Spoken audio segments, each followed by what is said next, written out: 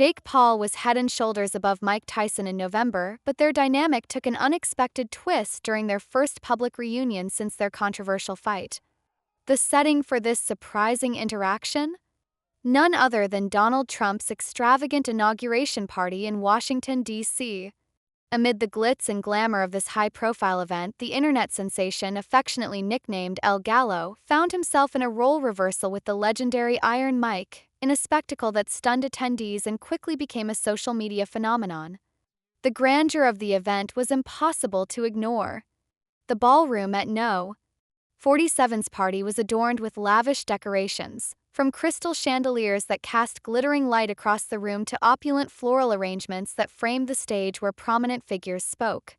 The guest list read like a who's who of politics, entertainment, and sports. Yet, even among such esteemed company, the spotlight seemed to follow Jake Paul and Mike Tyson wherever they went. As guests mingled, sipping on champagne and discussing the evening's significance, the buzz around Paul and Tyson's appearance grew louder. The room was filled with an electric anticipation, as if everyone knew they were about to witness something memorable. When the two men finally came face to face, the air was thick with curiosity. Would their meeting reignite old tensions, or would it showcase the surprising camaraderie they had developed since their November bout? Their reunion was far from tense. Both Paul and Tyson were dressed to impress, their sharp tuxedos reflecting the light as cameras flashed around them.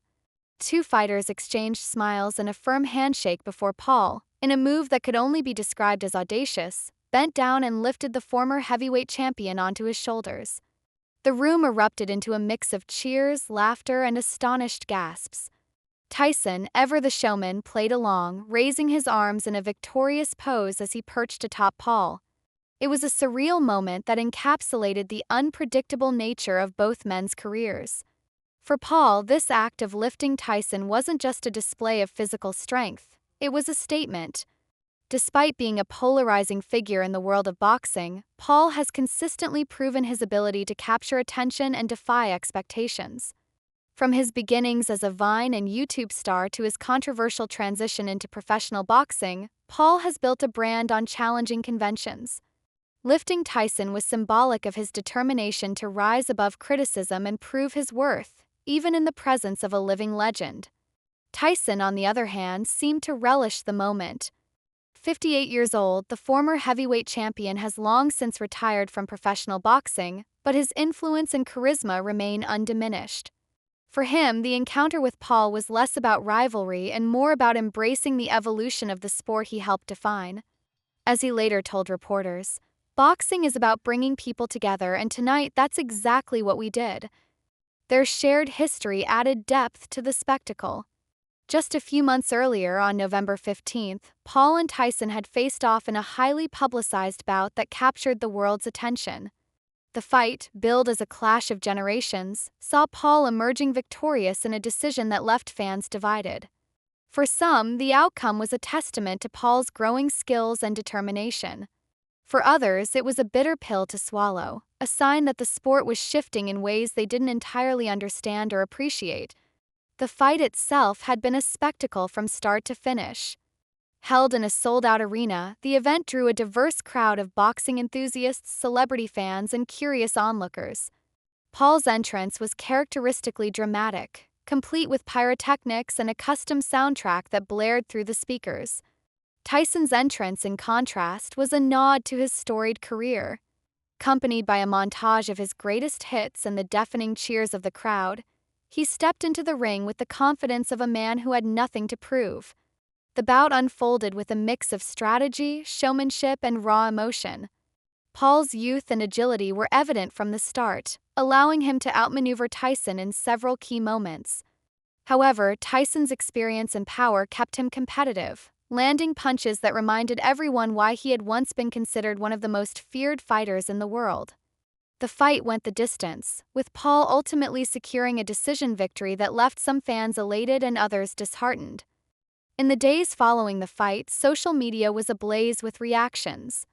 Critics argued that the match had been more spectacle than sport, accusing both fighters of prioritizing entertainment over authenticity. "We wanted a fight, not a show," one disgruntled fan tweeted. Despite the backlash, the event was a financial success, breaking pay-per-view records and cementing Paul's place as a disruptive force in the boxing world. For Paul, the victory was deeply personal. Throughout his career, he has faced skepticism and ridicule, with many dismissing him as a social media personality playing at being a boxer. The fight against Tyson was an opportunity to silence those critics and prove that he belonged in the ring.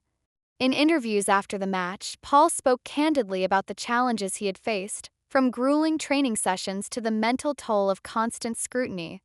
"People see the highlights," he said, "but they don't see the work that goes into making those moments possible." Tyson, too, reflected on the experience with a sense of gratitude. In a candid interview, he described the fight as a chance to reconnect with his roots and inspire a new generation of fighters. "Boxing has given me everything," he said. "It's not about winning or losing, it's about the journey and the people you meet along the way." Their interaction at Trump's party was a testament to the bond they had formed through their shared experiences. The playful moment of Paul lifting Tyson was more than just a party trick. It was a celebration of their mutual respect and the unique paths that had brought them together. As the evening continued, the two fighters were often seen laughing and chatting, their easy camaraderie defying the narrative of rivalry that had once defined their relationship. The event also highlighted their shared connection to Donald Trump, the evening's host. Tyson's relationship with Trump dates back decades, to a time when the former president was a prominent figure in the world of boxing promotions. Trump was instrumental in organizing some of Tyson's most memorable fights, and their friendship has endured over the years. Paul, by contrast, represents a new generation of Trump supporters, using his massive online following to amplify the former president's message during the 2020 campaign. As the night wore on, the party took on a life of its own. Guests danced to live music, mingled in opulent lounges, and posed for photos with the evening's many celebrity attendees. Among them were Logan Paul and Conor McGregor, whose presence added an extra layer of intrigue to the event. McGregor, known for his fiery personality and history of trash-talking the Paul brothers, seemed surprisingly cordial, sharing laughs and posing for pictures with the siblings.